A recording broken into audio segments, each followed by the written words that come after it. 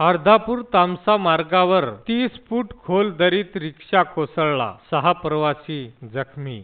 नांदेड किनवट मार्गावर भीषण अपघात, कार दुचाकीच्या धडकेत 2 तरुणाचा दुर्दैवी मृत्यू. 1500 लोकांच्या गावात 15,000 जन्मनोंद घोटाळा, नांदेड पोलिसांनी झारखंडहून 5 जणांना उचललं. अस्वलाच्या हल्ल्यात शेतकऱ्याचा मृत्यू, किनवटच्या आदिवासी पट्ट्यात दिवसा वीज कधी मिळणार? नांदेड ते ग्वाल्हेर वाया अमृतसर रेल्वेच्या पार्सल विभागाने दुचाकी 12 दिवस फिरवली, मालकाला मनस्ताप. नांदेड हादरलं, रेड्यांच्या टकरीनं घेतला 10वीतल्या मुलाचा जीव. तर डोंगराचा गायक 4000 किलोमीटरचा प्रवास करून युरोपचा निळा कस्तूर आला नांदेडमध्ये दाखल. तर उभ्या उसाला लागली आग, अर्धापूरमध्ये कारखान्याच्या दिरंगाईमुळे हातबल शेतकऱ्याचा संताप.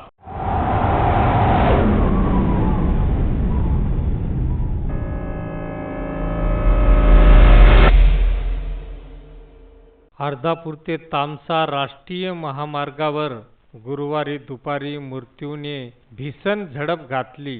चेनापूर तांडा येथील प्रवाशांना घेऊन जाणारी एक आपे रिक्षा रस्त्याच्या दुरावस्थेमुळे नियंत्रणाबाहेर जाऊन जुन्या नदीच्या पुलाजवळ सुमारे 25 ते 30 फूट खोल दरीत कोसळली. या भीषण अपघातात एका बालकासह 6 जण जखमी झाले असून चौघांची प्रकृती अत्यंत गंभीर आहे.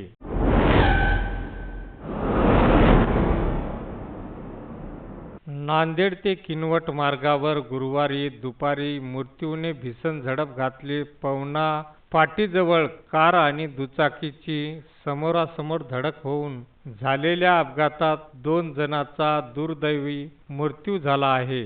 या अपघातामुळे परिसरात हळहळ व्यक्त केली जात आहे.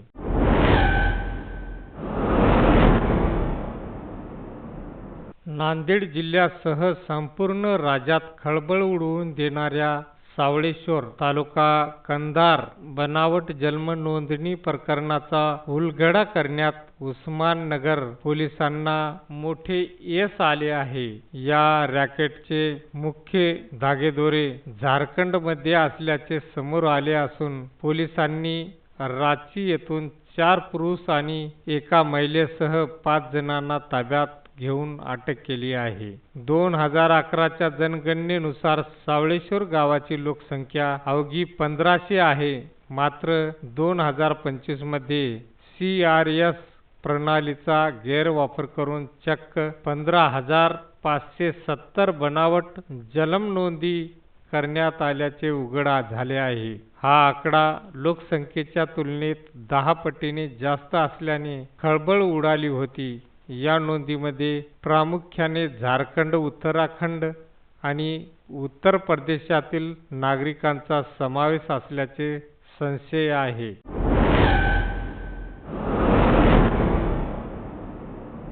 आदिवासी बहुल डोंगराळ भाग असलेल्या किनवट तालुक्यात पेनगंगा अभयारण्य, तेलंगणातील कावल टायगर रिझर्व आणि यवतमाळमधील टिपेश्वर अभयारण्य आहे. या त्रिकोणी वनक्षेत्रामुळे परिसरात वन्य प्राण्याचा मोठा वावर असून रात्रीच्या वेळी पिकांना पाणी देण्यासाठी जाणाऱ्या शेतकऱ्याच्या जीवावर बेतत आहे.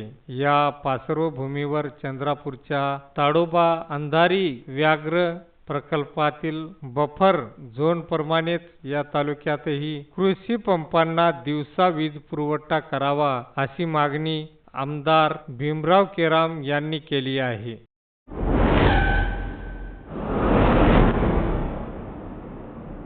नांदेड रेल्वेच्या पार्सल विभागाच्या ढिसाळ नियोजनाचा धक्कादायक प्रकार समोर आला आहे.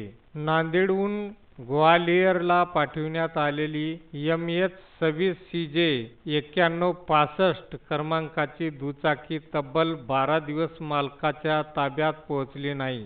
सचखंड एक्सप्रेसने 7 फेब्रुवारी रोजी दुचाकी रवाना केली. नियमानुसार ती 8 फेब्रुवारीला ग्वाल्हेर येथे उतरविणे अपेक्षित होते. मात्र तेथील पार्सल विभागाने दुचाकी उतरून घेतले नाही. दरम्यान 9 नोव्हेंबरला परतीच्या प्रवासातही ती उतरवली गेली नाही आणि दुचाकी गेली तशी नांदेडला परत आली. 10 फेब्रुवारीला पुन्हा ग्वालियरला पाठवली असता अमृतसरपर्यंत जाऊन परत पार्सल विभागाने तोच किता पुन्हा गिरवला.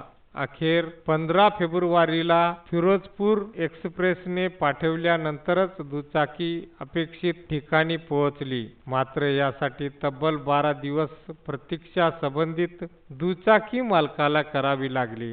या काळात संबंधित मालकाला प्रचंड मानसिक त्रास, आर्थिक नुकसान आणि वेळेची नाहक हानी सहन करावी लागली. या प्रकारामुळे रेल्वे पार्सल विभागाच्या कार्यक्षमतेवर गंभीर प्रश्नचिन्ह निर्माण झाले असून जबाबदार अधिकाऱ्यावर कारवाईची मागणी होत आहे.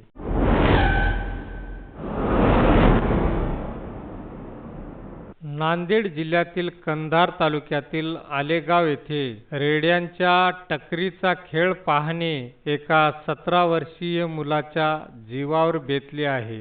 रविवारी सायंकाळी आयोजित करण्यात आलेल्या या बेकायदेशीर शर्यतीत रेड्याने दिलेल्या भीषण धडकेत खंडू रामचंद्र झंपलवाड या मुलाचा दुर्दैवी मृत्यू झाला. खंडू हा यंदा 10वीच्या परीक्षा देणार होता, मात्र परीक्षेपूर्वीच काळाने त्याच्यावर झडप घातली. खंडूचे कुटुंब ऊसतोड कामगार आहे. आपल्या आई-वडिलांना मदत करण्यासाठी तो शेतात ऊस तोडणीच्या कामात हातभार लावत असे. कष्टाची कामे करून तो 10वीच्या परीक्षेची तयारीही करत होता. रविवारी आलेगाव येथे रेड्यांच्या टकरीचा शर्यत बघण्यासाठी मोठी गर्दी झाली होती. शेवटची टक्कर सुरू असताना एक रेडा अचानक अनियंत्रित झाला आणि त्याने प्रेक्षकांमध्ये उभ्या असलेल्या खंडूला जोराची धडक दिली. ही धडक इतकी भीषण होती की खंडूचा जागीच मृत्यू झाला.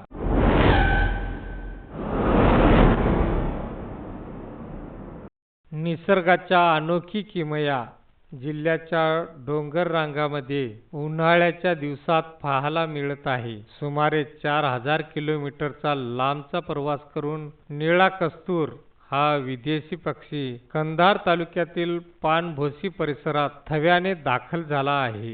या भागात प्रथमच या पक्ष्याची संख्या 40 ते 50च्या आसपास दिसून येत असल्याने पक्षीप्रेमीमध्ये उत्साहाचे वातावरण आहे. मूळचा दक्षिण युरोप, उत्तर आफ्रिका आणि मध्य आशियातील रहिवासी असलेला हा पक्षी थंडीच्या काळात अन्नाच्या शोधात भारतात येतो, परंतु यंदा येण्यास यास उशीर झाला आहे असे दिसते. या दिवसात प्रामुख्याने नर पक्षी आघाडीवर असतात, मात्र पानभोसी परिसरात यावेळेस नर पक्ष्यासोबत काही प्रमाणात मादी पक्ष्याचेही दर्शन होत आहे. महाराष्ट्रात झालेल्या अतिवृष्टीमुळे डोंगराळ भागात निर्माण झालेला गारवा या पक्ष्यांना आकर्षित करत आहे असे पक्षीप्रेमीचे म्हणणे आहे.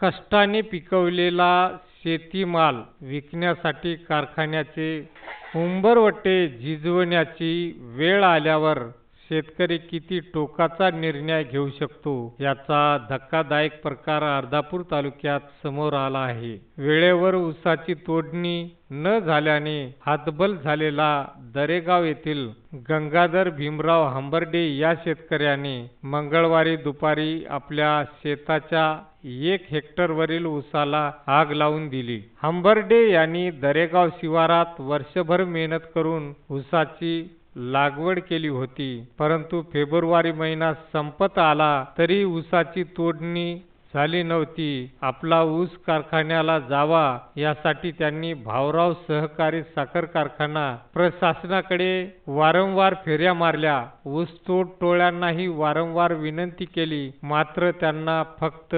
आश्वासनच मिळाली. व्हिडिओ आवडल्यास लाईक करा, चॅनलला सबस्क्राइब करा. नवीन व्हिडिओचे नोटिफिकेशन मिळविण्यासाठी बेल आयकॉनचे बटन दाबा.